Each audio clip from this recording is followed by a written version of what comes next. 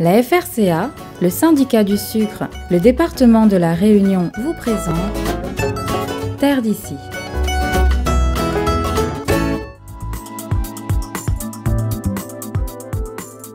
Organisée par l'Association des agriculteurs de Saint-Leu, cette manifestation est une première dans cette commune de l'Ouest.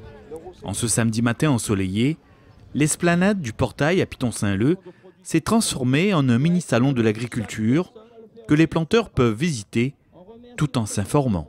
Oui, aujourd'hui, l'objectif, c'est d'informer ce que l'on a au niveau technique pour réussir notre plantation canne et au moins pour la filière canne. Là, sur le site, on a plusieurs stands. On a la chambre d'agriculture, on a la chambre d'agriculture sur Certifito, on a l'emploi pour répondre aux questions comment déclarer l'emploi, les employés. Et on a un peu tout, on a des coopératives, on a Aircan au niveau des nouveaux boutures, des nouvelles variétés, tout ça. Partenaire de l'opération, Aircan, organisme de recherche reconnu dans le monde de la canne à sucre, présente en effet ces nouvelles variétés adaptées à cette zone de culture. Donc là, on a 583, c'est une variété pour l'altitude sèche, non irriguée. Ici. Ensuite, vous avez 587 qui est une variété irriguée, donc qui est assez récente, donc libérée récemment. On a la 586 pour les hauts, d'altitude sèche. La 581, pardon, c'est une variété donc, rustique pour la zone de moyenne altitude. Donc un panel de choix en termes de variétés. Comme je dis souvent, nous on conseille les variétés aux planteurs, mais c'est le planteur qui choisit.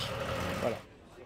Je suis en stage justement à la Saphir et j'ai un projet de dimensionnement pour une parcelle de canne justement et je voulais m'intéresser un peu aux différentes variétés qui puissent se développer dans les différentes parties de l'île, voir un peu les rendements qu'ils peuvent avoir, comment ils développent, l'objectif pour l'avenir, etc.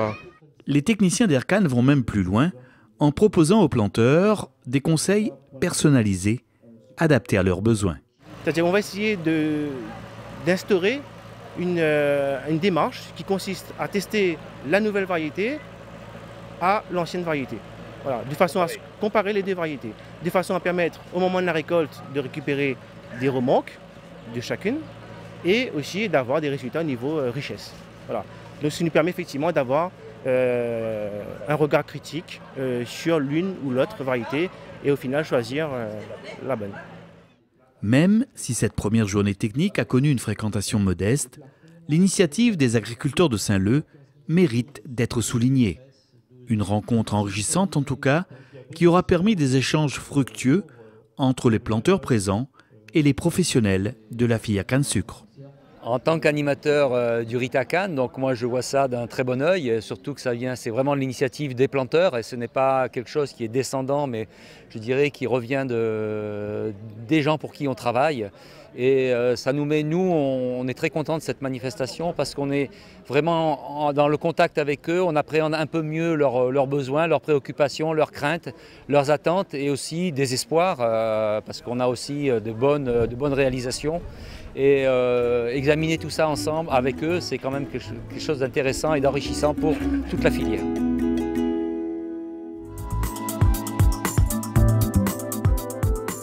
Informer les planteurs sur les différentes techniques qui existent aujourd'hui pour améliorer leur culture de canne à sucre, c'est l'un des objectifs de cette première journée organisée récemment par l'Association des agriculteurs de Saint-Leu. Moi-même, des fois, quand je parle des réunions représentants de chambre, on voit que l'agriculture ici est en train de développer.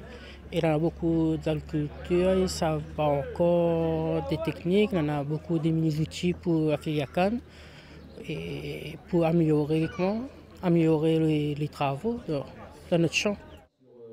Plus que jamais, la lutte contre les mauvaises herbes dans les champs de canne à sucre est une priorité. Les chercheurs d'Aircan présentent ici les dernières avancées dans ce domaine. On est toujours dans le cadre du plan Ecophyto sur la réduction des herbicides et par rapport aux questions que les agriculteurs nous posent, c'est-à-dire comment on fait sur des petites parcelles, sur des parcelles en pente pour pouvoir tester des herbages mécaniques ou des plantes de service. Donc l'idée c'était de se servir un peu de ce qui était fait aux Antilles sur la micromécanisation, de l'adapter à la culture de canne à la Réunion. Donc Voilà, c'est un outil, c'est un micro-tracteur qui fait 85 cm de large. Et l'idée, c'est de pouvoir le combiner à différents outils. De désherbage mécanique de l'interrant, un autre type de désherbage mécanique mais sans travail du sol avec du tondeau-broyeur ou gyrobroyeur, du semis de plantes de service sur l'interrant avec le micro-tracteur. Et puis, essayer d'incorporer un petit peu d'innovation là-dedans avec l'outil, le Weedseeker. Je fais le calibrage et après, je vais juste passer la feuille en dessous. Et là, on va voir, il y a une pulvérisation qui va se lancer par détection infrarouge de la mauvaise herbe. Et à chaque capsule, voilà. Différemment. Donc au lieu de traiter en plein partout. Là, ce sont des améliorations que vous avez apportées. Voilà, c'est ça. En fait, on a conçu ça. On a adapté la machine aussi pour qu'elle puisse passer dans l'interrant et qu'elle traite vraiment l'interrant de canne. Voilà, c'est ça. Et c'est des cellules en fait qu'à la base, je pense que Alizé, qui est ici responsable du projet Agrico, elle a vu ce système-là qui marche en Australie sur des quads. Et nous, on a adapté ça sur un micro-tracteur pour qu'elle puisse passer dans nos rangs qui sont un peu plus serrés ici à La Réunion. Voilà. Donc, et chaque outil a eu droit comme ça à sa petite revisite pour être sûr que ça fonctionne bien. Et donc là, on peut dire que en fait, sur la partie mécanique, en fait, on sait passer entre les rangs de canne. Ça a été choisi tout des largeurs de 80 cm à 1 mètre pour être sûr de passer, en prenant la largeur maximum, de manière à ce qu'on ne laisse pas d'espace on ne traite pas, que l'on ne travaille pas, de manière à avoir le minimum d'espace à faire pour l'instant chimiquement, puisque pour le rang, hélas, pour le moment, on n'a pas trop de solutions, auxquelles on essaye de réfléchir pour trouver de manière un peu intelligente les méthodes. Faut nous laisser un peu de temps quand même.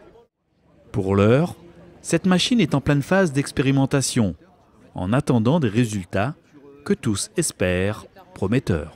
Le but, c'est de voir comment ça marche, est-ce que ça marche, dans quelles conditions ça marche bien.